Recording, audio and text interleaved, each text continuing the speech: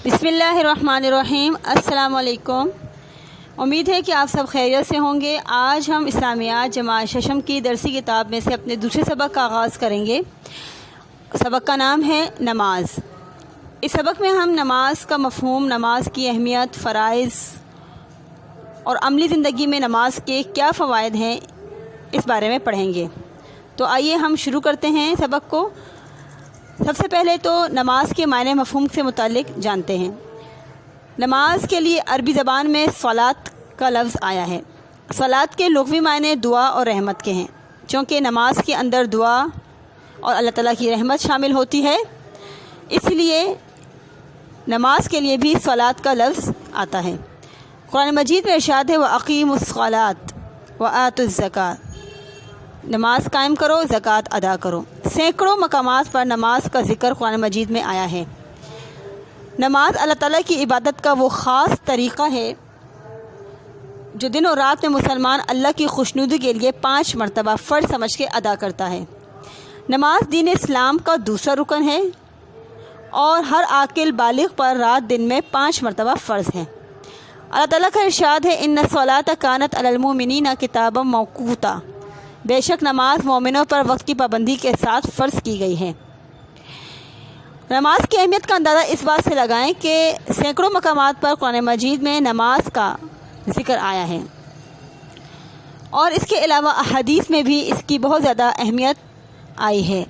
आप सल्लल्लाहु अलैहि वसल्लम का इरशाद है, अस्सलातु इमादुद्दीन, यानी नमाज दीन का सतून है। एक और हदीस में मुसलमान और काफिर के दरमियान फ़र्क करने वाली चीज़ नमाज को करार दिया गया है। हदीस नबवी है, बैनल अब्दी व बैनल कुफ्री तर्कुस सलात, यानी मुसलमान और काफिर बंदे के दरमियान फ़र्क करने वाली चीज़ नमाज है। एक और हदीस में आप सल्लल्लाहु अलैहि वसल्लम ने नमाज से मुतालिक फरमाया कि जब तुम्हारी औलाद 7 साल की उम्र को पहुँच जाए तो उन्हें नमाज का हुक्म दो, और जब वो 10 साल के हो जाए तो नमाज में कोताही करने पर इनको डांटो। यानी आप सल्लल्लाहु अलैहि वसल्लम के इस फरमान के मुताबिक अंदाज़ा लगाएं कि नमाज की किस कदर अहमियत है।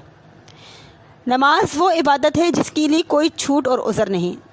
अगर आप खड़े होकर नमाज़ पढ़ने की ताकत नहीं रख सकते तो बैठ के अदा कीजिए।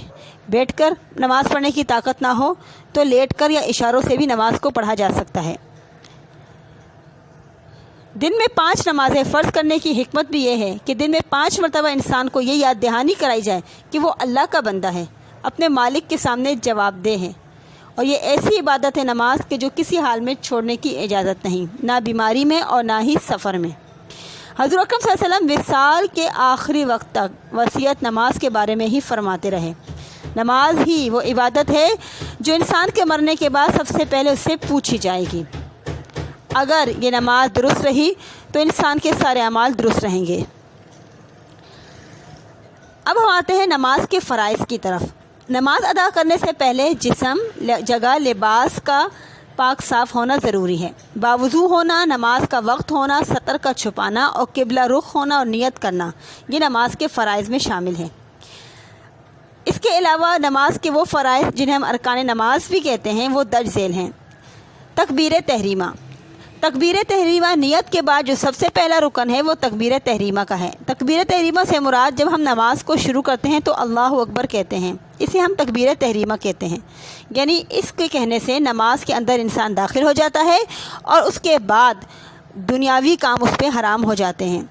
यानी वो किसी से बात नहीं कर सकता, जितने भी काम दुनियावी होते हैं वो उस नमाज में नहीं कर सकता क्योंकि वो नमाज के अंदर दाखिल हो चुका है।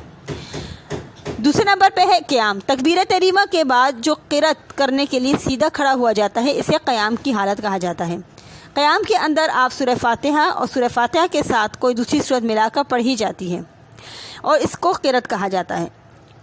उसके बाद रुकू में जाया जाता है, यानी कि क़िरात के बाद अल्लाहु अकबर कहते हुए दोनों हाथ घुटनों पर रखकर सर, गर्दन और कमर को बिल्कुल सीधा रखते हुए झुकना, ये रुकू कहलाता है। और रुकू में सुब्हान रब्बियल अज़ीम पढ़ा जाता है। दोनों हाथ ज़मीन पर इस तरह से रखना कि पेशानी, नाक, घुटने और पाँव ज़मीन के साथ लग रहे हों, इसे हम सजदा कहते हैं। हर रकत में 2 सजदे होते हैं और दोनों सजदों में सुब्हान रब्बियल आला पढ़ा जाता है। 2 रकतों के बाद बैठने के अमल को कादा कहते हैं। इसमें तशहुद पढ़ा जाता है। آخری قاعدہ میں تشہد کے بعد درود شریف اور کوئی مسنون دعا پڑھ کے سلام کے ساتھ نماز کا اختتام ہوتا ہے۔ اب نماز پڑھنے کے کیا فائدے ہمیں ملتے ہیں، نماز کیوں پڑھنی چاہیے؟ تو پیارے بچوں، نماز کے بے شمار فائدے ہیں۔ سب سے اہم اور بڑا فائدہ تو یہ ہے کہ نماز سے اللہ تعالیٰ کا قرب حاصل ہوتا ہے۔ نماز دنیا اور آخرت کی کامیابی کا ذریعہ ہے۔ نماز بے حیائی اور برائیوں سے روکتی ہے۔ نماز ہمیں وقت کی پابندی سکھاتی ہے۔ نماز ادا کرنے سے اخوت اور مساوات کا جذبہ بڑھتا ہے۔ نماز ادا کرنے سے دلی سکون ملتا ہے۔ باجماعت نماز سے دوسروں سے میل جول اور تعلقات بڑھتے ہیں۔ اسی طرح اگر کوئی شخص نماز ادا کرتے وقت نماز کی کوئی رکعت بھول جائے تو ایسی صورت میں نماز میں کچھ کمی یا زیادتی ہو جائے تو سجدہ سہو کیا جاتا ہے۔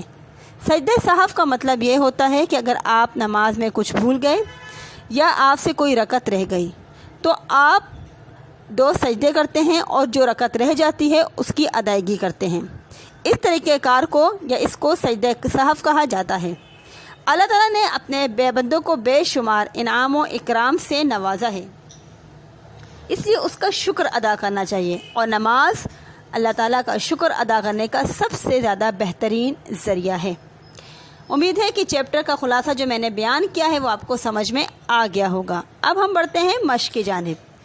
سوال نمبر 1 ہے، مناسب ترین جواب پر درست کا نشان لگائیں۔ نماز دین اسلام کا رکن ہے، پہلا، دوسرا، تیسرا، چوتھا۔ صحیح جواب ہے دوسرا۔ نماز فرض ہوئی، صحیح جواب ہے حجۃ الوداع کے موقع پر۔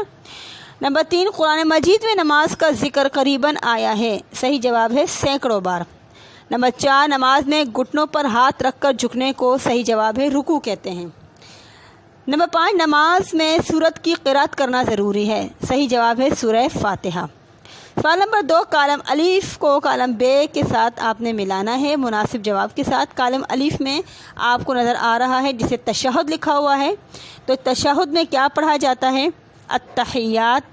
کالم بے کے التحیات کے ساتھ اس کو آپ نے جواب کو ملانا ہے۔ رکوع سبحان ربی العظیم، سجدہ سبحان ربی الاعلی، تکبیر تحریمہ اللہ اکبر، اور قیام سورۃ الفاتحہ۔ سوال نمبر 3، درج ذیل سوالات کے مختصر جواب تحریر کریں۔ سوال نمبر 1 ہے، نماز کے لفظی اور اصطلاحی معنی لکھیں۔ مختصر آپ نے لکھنا ہے، 3 سے 5 جملوں پر مشتمل ہو۔ چیپٹر کے اندر اس کا جواب موجود ہے، آپ دیکھ سکتے ہیں۔ سوال نمبر 2 ہے، نماز میں قیام کے سلسلے میں کیا رعایت دی گئی ہے؟ یہ بھی چیپٹر کے اندر موجود ہے، ٹھیک ہے، اس کا بھی جواب دیکھ سکتے ہیں۔ سوال نمبر 3 ہے، نماز کے ذریعے گناہوں کو معاف کرنے کی مثال حدیث شریف میں کس عمل سے دی گئی؟